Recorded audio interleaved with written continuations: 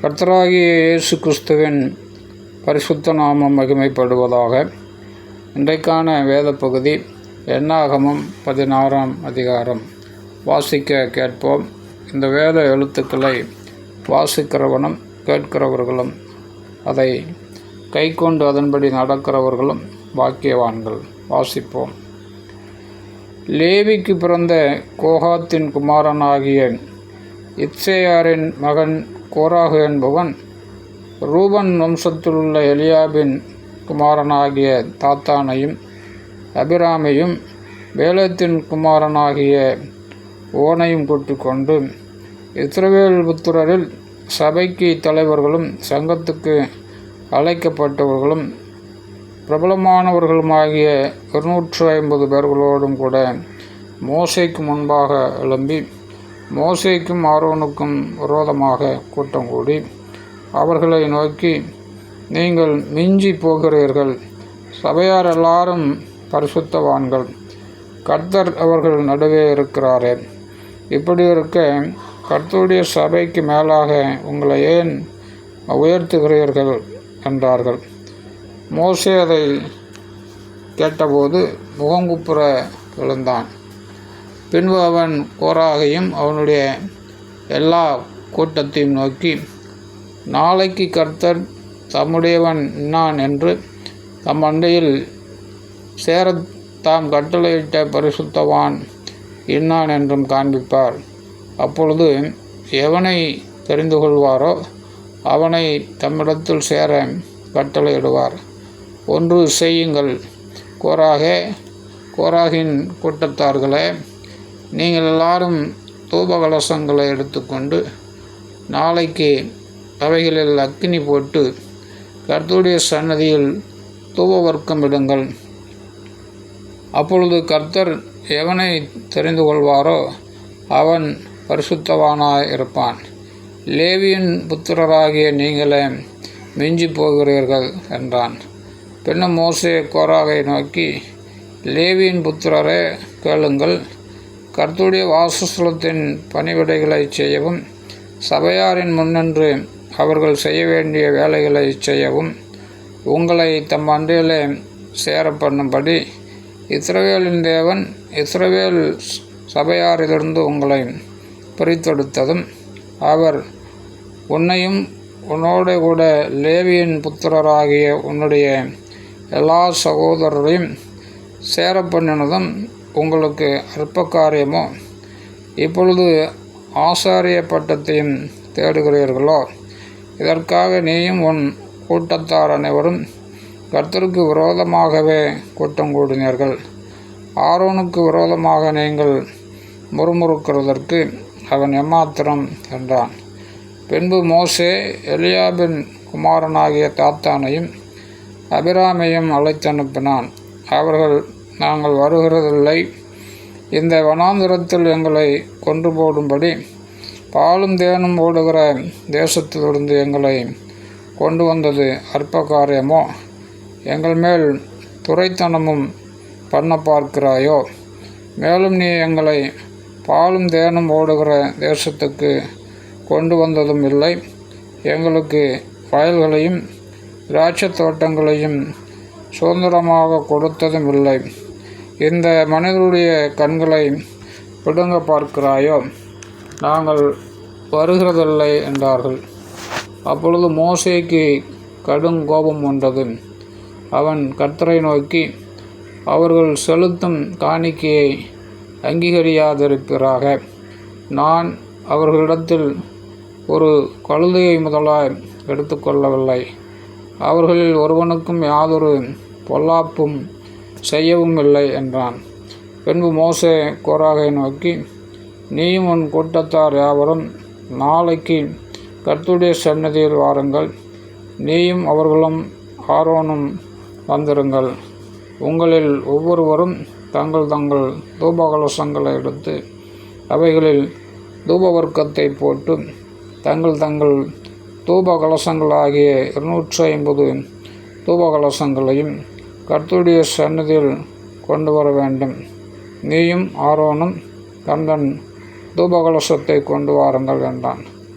அப்படியே அவரவர் தங்கள் தங்கள் தூபகலசங்களை எடுத்து அவைகளில் அக்னியையும் தூப வர்க்கத்தையும் போட்டு ஆசரிப்பு கூடார வாசலுக்கு முன்பாக வந்து நின்றார்கள். மோசேயும் ஆரோனும் அங்கே நின்றார்கள்.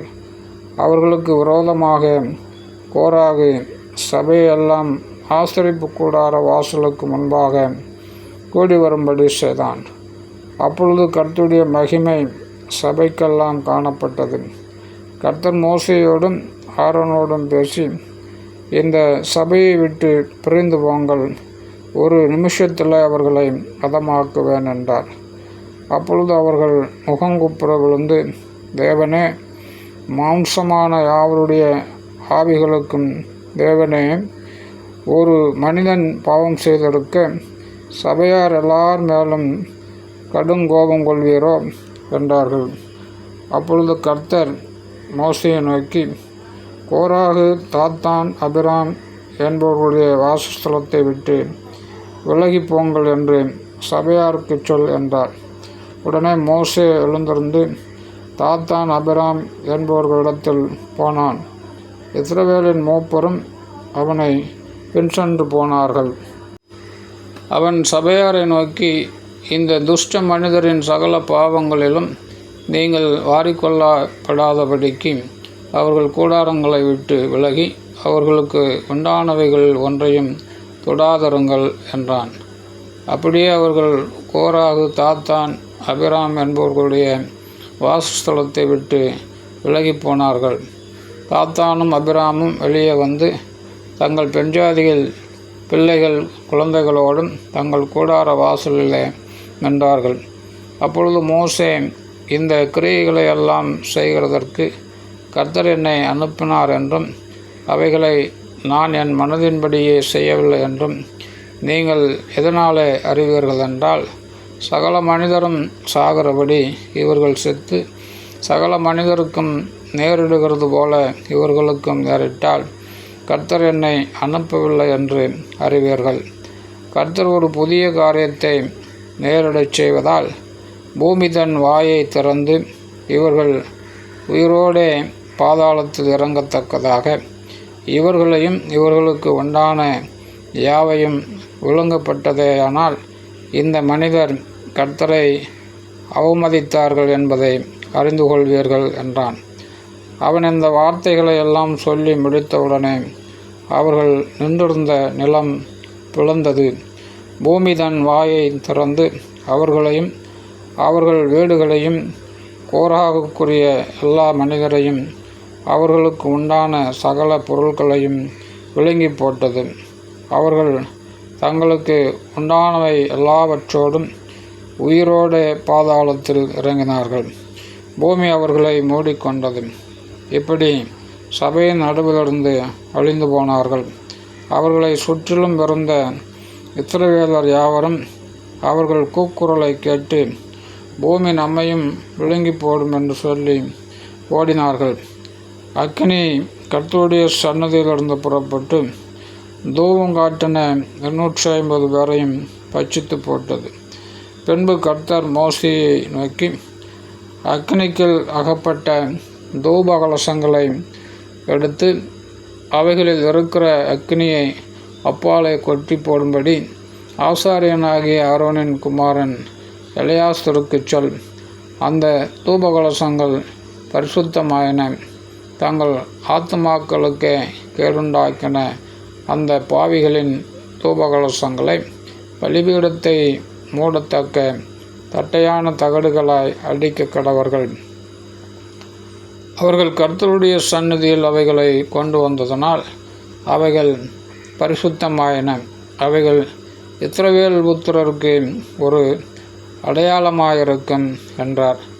அப்படியே ஆசாரியனாகிய எலெயாசார் சுட்டடிக்கப்பட்டவர்கள் கொண்டு வந்திருந்த வெண்கல தூபகலசங்களை எடுத்து ஆரோனின் புத்திரராய் இராத அந்நியன் ஒருவனும் கர்த்தருடைய சன்னதியில் தூபம் காட்ட வராதபடிக்கும் கோராகைப் போலும் அவன் கூட்டத்தாரைப் போலும் இராதபடிக்கும் இஸ்ரவேல் புத்திரருக்கு ஞாபகக்குறியாயிருக்கும் பொருட்டு கர்த்தர் மோசேயை கொண்டு தனக்கு சொன்னபடியே அவைகளை பலிபீடத்தை மூடும் தகடுகளாக அடிப்பித்தான். மறுநாளில் இஸ்ரவேல் புத்திரரின் சபையார் எல்லாரும் மோசேக்கும் ஆரோனுக்கும் விரோதமாக முறுமுறுத்து, நீங்கள் கர்த்தரின் ஜனங்களை கொன்று போட்டீர்கள் என்றார்கள். சபையார் மோசேக்கும் ஆரோனுக்கும் விரோதமாக கூடி ஆசரிப்பு கூடாரத்துக்கு நேரே பார்க்கிறபோது மேகம் அதை மூடினது. கர்த்தரின் மகிமை காணப்பட்டது. மோசேயும் ஆரோனும் ஆசரிப்பு கூடாரத்துக்கு முன்பாக வந்தார்கள். அப்பொழுது கர்த்தர் மோசேயை நோக்கி, இந்த சபையாரை விட்டு விலகி போங்கள், ஒரு நிமிஷத்தில் அவர்களை அதமாக்குவேன் என்றார். அவர்கள் முகங்குப்புற விழுந்தார்கள். மோசே ஆரோனை நோக்கி, நீ தூபகலசத்தை எடுத்து பலிபீடத்தில் எடுக்கிற அக்கினியை அதில் போட்டு அதன் மேல் தூபவர்க்கமிட்டு சீக்கிரமாய் சபையினிடத்தில் போய் அவர்களுக்காக பாவ நிவர்த்தி செய். கர்த்தருடைய சந்நிதியிலிருந்து கடுங்கோபம் புறப்பட்டது, வாதை தொடங்கிற்று என்றான். மோசே சொன்னபடி ஆரோன் அதை எடுத்துக்கொண்டு சபையின் நடுவில் ஓடினான்.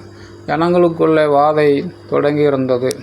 அவன் தூபவர்க்கம் போட்டு ஜனங்களுக்காக பாவ நிவர்த்தி செய்து செத்தவர்களுக்கும் உயிரோடு இருக்கிறவர்களுக்கும் நடுவே நின்றான்.